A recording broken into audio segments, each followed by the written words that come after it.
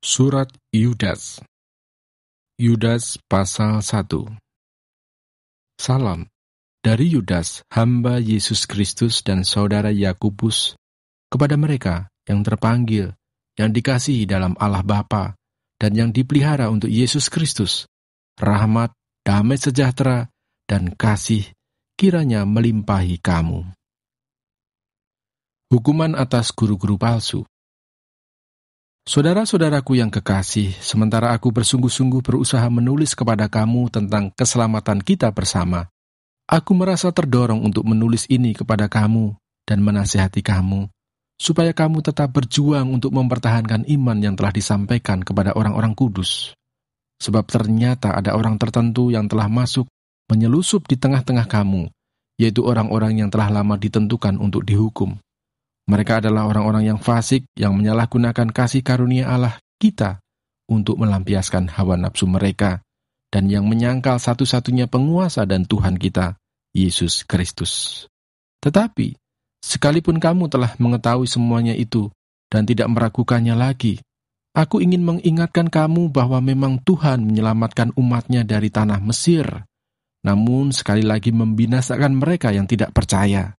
Dan bahwa ia menahan malaikat-malaikat yang tidak taat pada batas-batas kekuasaan mereka, tetapi yang meninggalkan tempat kediaman mereka dengan belenggu abadi di dalam dunia kekelaman sampai penghakiman pada hari besar, sama seperti Sodom dan Gomora dan kota-kota sekitarnya, yang dengan cara yang sama melakukan percabulan dan mengejar kepuasan-kepuasan yang tak wajar, telah menanggung siksaan api kekal sebagai peringatan kepada semua orang.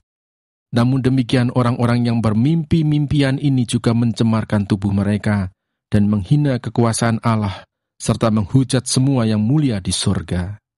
Tetapi penghulu malaikat, Mikael, ketika dalam suatu perselisihan bertengkar dengan iblis mengenai mayat Musa, tidak berani menghakimi iblis itu dengan kata-kata hujatan, tetapi berkata, "Kiranya Tuhan menghardik engkau."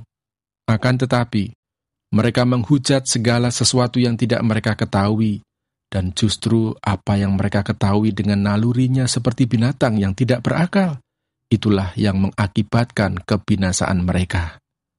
Celakalah mereka karena mereka mengikuti jalan yang ditempuh Kain, dan karena mereka oleh sebab upah menceburkan diri ke dalam kesesatan Bileam, dan mereka binasa karena kedurhakaan seperti Korah.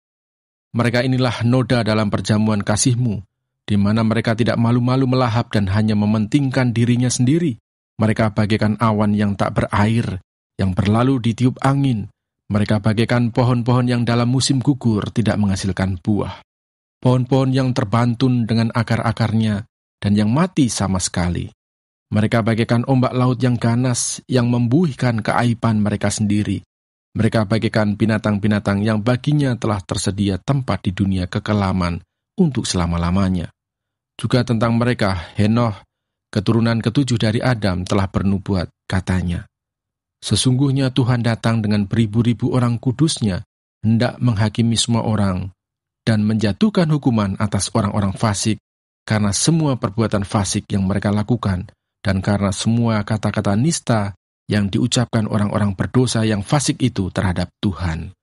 Mereka itu orang-orang yang menggerutu dan mengeluh tentang nasibnya, hidup menuruti hawa nafsunya, tetapi mulut mereka mengeluarkan perkataan-perkataan yang bukan-bukan, dan mereka menjilat orang untuk mendapat keuntungan."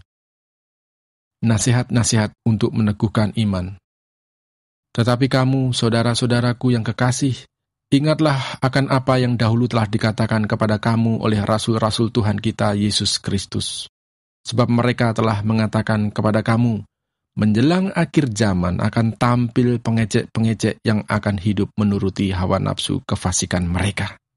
Mereka adalah pemecah belah yang dikuasai hanya oleh keinginan-keinginan dunia ini dan yang hidup tanpa Roh Kudus.